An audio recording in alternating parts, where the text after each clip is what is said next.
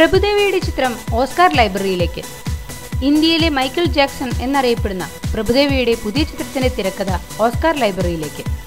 ഷാഹിദ് കപൂറിനെയും സോനാക്ഷി സിൻഹയെയും നായികാനായകന്മാരാക്കി പ്രഭുദേവ സംവിധാനം ചെയ്യുന്ന ആർ രാജകുമാർ എന്ന ചിത്രത്തിന്റെ തിരക്കഥയാണ് ഓസ്കാർ ലൈബ്രറി എന്നറിയപ്പെടുന്ന the library of academy of motion picture arts and സയൻസിലേക്ക് തിരഞ്ഞെടുത്തിരിക്കുന്നത്.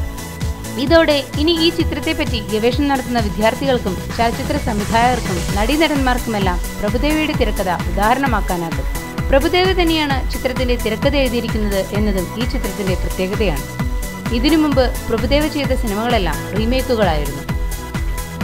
ഡാം 999, ലഗാൻ, ചക് ദേ ഇന്ത്യ, ദേവദാസ്, രാജ്നീതി എന്നീ ചിത്രങ്ങളാണ് ഇതിനു മുമ്പ് ഓസ്കാർ ലൈബ്രറിയിൽ ഇടം പിടിച്ച ഇന്ത്യൻ ചിത്രങ്ങൾ. ഓരോ പ്രധാന വാർത്തയും ഇന്ത്യ ക്ലിക്സിലൂടെ അറിയാൻ ഞങ്ങളുടെ ഫേസ്ബുക്കിലും ട്വിറ്ററിലും അംഗമാകും.